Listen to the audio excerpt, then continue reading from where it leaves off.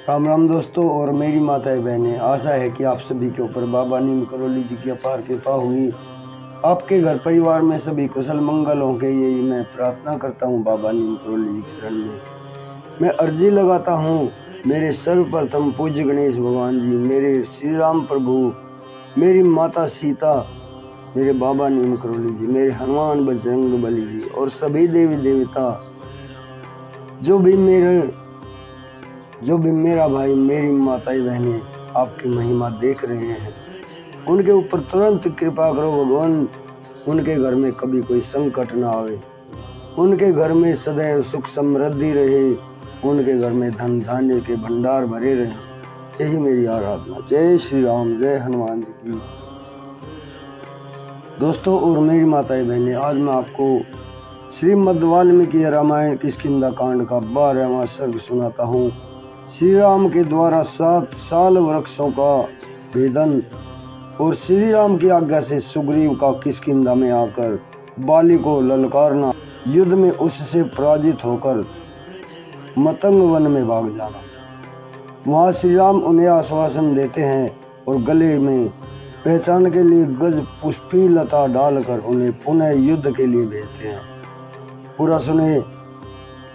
श्री राम जी की ये महिमा आपके लिए मंगलदायी हो, संकट हरनी हो, यही मेरी प्रार्थना। जय राम जी की।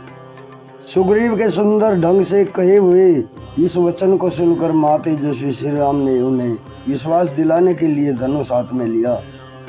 दूसरों को मान देने वाले श्री रघुनाथ जी ने वह भयंकर धनुष और एक बाण लेकर धनुष की टंकार से संपूर्ण दिशाओं को गुंजाते हुए उस बाण को साल वृक्ष की ओर छोड़ा। उन बलवान वीर शिरोमणि के द्वारा छोड़ा गया वह सुवर्ण भूषित बाण उन साल वृक्षों को सातों के सातों को एक साथ ही बींध कर पर्वत तथा पृथ्वी के सातों तलों को छेदता हुआ पाताल में चला गया। इस प्रकार एक ही मुहूर्त में उन सब का भेदन करके वह मान वेगशाली बाण पुनः वहां से निकलकर उनके तरकस में ही प्रवेश हो गया। श्री राम के बाण के वेग से उन सातों साल वृक्षों के विदीर्ण हुआ देख वानर शिरोमणि सुग्रीव को बड़ा विस्मय हुआ। साथ ही उन्हें मन ही मन बड़ी प्रसन्नता भी हुई। सुग्रीव ने हाथ जोड़कर धरती पर माथा टेक दिया और श्री रघुनाथ जी को साष्टांग प्रणाम किया। प्रणाम के लिए झुकते समय उनके कंठ हरिद भूषण लटकते हुए दिखाई देते थे। श्री राम के उस महान कर्म से अत्यंत प्रसन्न होकर उन्होंने सामने खड़े हुए संपूर्ण अस्त्र वेताओं में श्रेष्ठ धर्मज्ञ सूरवीर श्री रामचंद्र जी से इस प्रकार कहा, भगवान, आप तो अपने बाणों से समरंगण इंद्र सहित संपूर्ण देवताओं का वध करने में भी समर्थ हो, फिर बाली को मारना आपके लिए कोई बड़ी बात नहीं है। जिन्होंने 7 बड़े बड़े साल वृक्ष पर्वत और पृथ्वी को भी एक ही बाण से विदीर्ण कर डाला, उन्हीं आपके समक्ष युद्ध के मुहाने पर कौन ठहर सकता है। महेंद्र और वरुण के समान पराक्रमी आपको सुहृद के रूप में पाकर आज मेरा सारा शोक दूर हो गया। आज मुझे बड़ी प्रसन्नता हुई। भगवान, मैं हाथ जोड़ता हूँ, आप आज ही मेरा प्रिय करने के लिए उस बाली का वध करें। भाई रूप में मेरा शत्रु है, उसका वध कर डालिए। सुग्रीव श्री रामचंद्र जी को लक्ष्मण के समान प्रिय हो गए थे। उनकी बात सुनकर महाराज श्री राम ने अपने उस प्रिय सुहृद को हृदय से लगा लिया और इस प्रकार उत्तर दिया, सुग्रीव, हम लोग शीघ्र ही इस स्थान से किष्किंधा को चलते हैं और तुम आगे जाओ और जाकर व्यर्थ ही भाई कहलाने वाले उस बाली को युद्ध के लिए ललकारो। तदनंतर वे सब के सब लोग बाली की राजधानी किष्किंधापुरी में गए और वहां गहन वन के भीतर वृक्षों की आड़ में अपने को छिपाकर खड़े हो गए। सुग्रीव ने अपनी कमर लंगोट से खूब कस ली और बाली को बुलाने के लिए भयंकर गर्जना की। वेगपूर्ण किए हुए उस सिंहनाद से मानो वे आकाश को फाड़ डालते थे। भाई का सिंहनाद सुनकर बाली बड़ा क्रोधित हुआ। वह अमरस में भरकर अस्तांचल से नीचे जाने वाले सूर्य के समान बड़े वेग से घर से निकला। फिर तो बाली और सुग्रीव में बड़ा भयंकर युद्ध छिड़ गया, मानो आकाश में बुध और मंगल इन दोनों ग्रहों में घोर युद्ध हो रहा हो। वे दोनों भाई क्रोध से मूर्छित हो एक दूसरे पर वज्र और अश्नि के समान तमाशों से घोषों से प्रहार करने लगे। उसी समय श्री रामचंद्र जी ने धनुष हाथ में लिया और उन दोनों की ओर देखा। वे दोनों वीर अश्विनी कुमारों की भांति परस्पर मिलते जुलते दिखाई दिए। किसी में कोई भी फर्क नहीं था।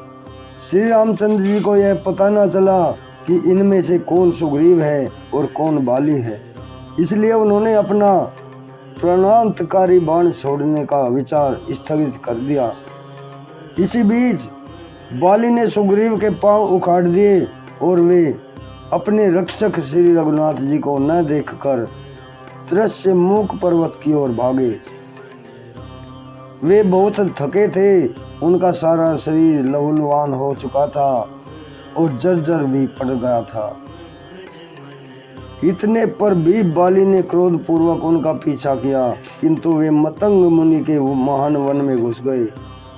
सुग्रीव को उस वन में प्रविष्ट हुआ देखकर महाबली बाली सांप के भय से वहां नहीं गया और जाओ तुम बच गए ऐसा कहकर वहां से लौट आया।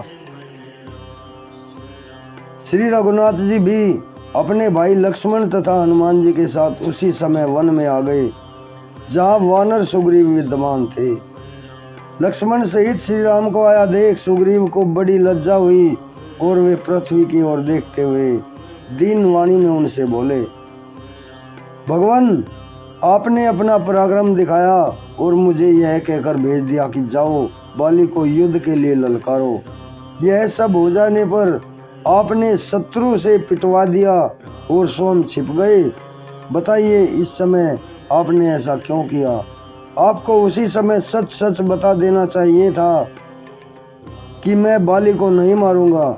ऐसी दशा में मैं यहाँ उसके पास जाता ही नहीं। महामना सुग्रीव जब दीन वाणी द्वारा इस प्रकार करुणाजनक बात कहने लगे, तब श्री राम फिर उनसे बोले, सुग्रीव, मेरी बात सुनो, क्रोध को अपने मन से निकाल दो। मैंने क्यों नहीं बाण चलाया इसका कारण बतलाता हूँ। सुग्रीव, वेशभूषा, कद और चाल डाल में तुम दोनों भाई एक दूसरे से मिलते जुलते हो। स्वर, कांति, दृष्टि, पराक्रम और बोलचाल के द्वारा भी मुझे तुम दोनों में कोई अंतर नहीं दिखाई दिया।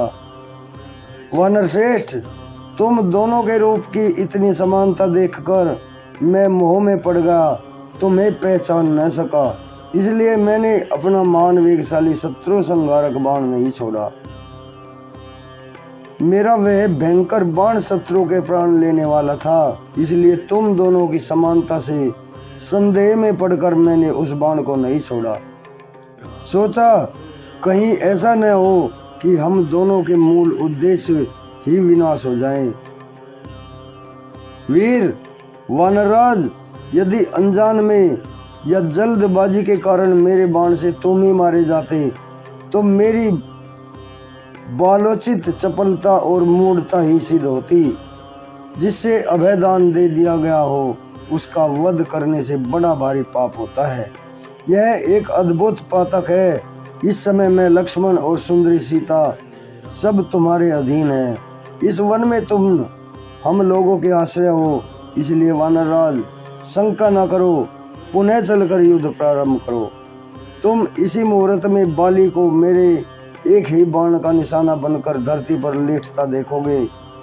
वानर श्रेष्ठ, अपनी पहचान के लिए तुम कोई चिन्ह धारण कर लो, जिससे द्वंद्व युद्ध में प्रवृत्त होने पर मैं तुम्हें पहचान सकूं।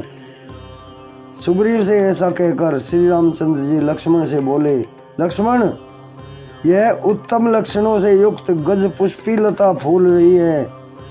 इसे उखाड़कर तुम महामना सुग्रीव के गले में पहना दो।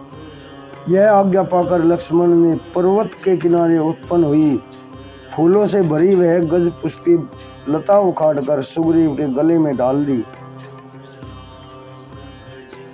गले में पड़ी हुई उस लता से श्रीमान सुग्रीव वक पंक्ति से अलंकृत संध्या काल के मेघ की भांति शोभा पाने लगे। श्री राम के वचन से आश्वासन पाकर अपने सुंदर शरीर से शोभा पाने वाले सुग्रीव श्री रघुनाथ जी के साथ फिर किष्किंधापुरी में जा पहुँचे।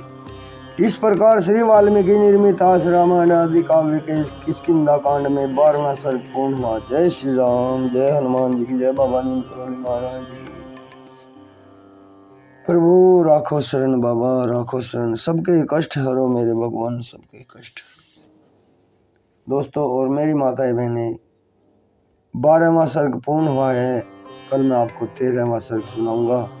श्री राम आदि का मार्ग में वृक्षों, विविध जंतुओं, जलाशयों तथा सप्तजन आश्रम का दूर से दर्शन करते हुए पुनः किष्किंधापुरी में पहुंचना। अभी आज्ञा लेता हूँ। प्रभु श्री राम जी, मेरे बाबा नीम करोली जी, हनुमान बजरंग बली जी, सभी देवी देवता आपके घर में सदैव खुशियाँ लाएं, यही मेरी प्रार्थना, यही मेरा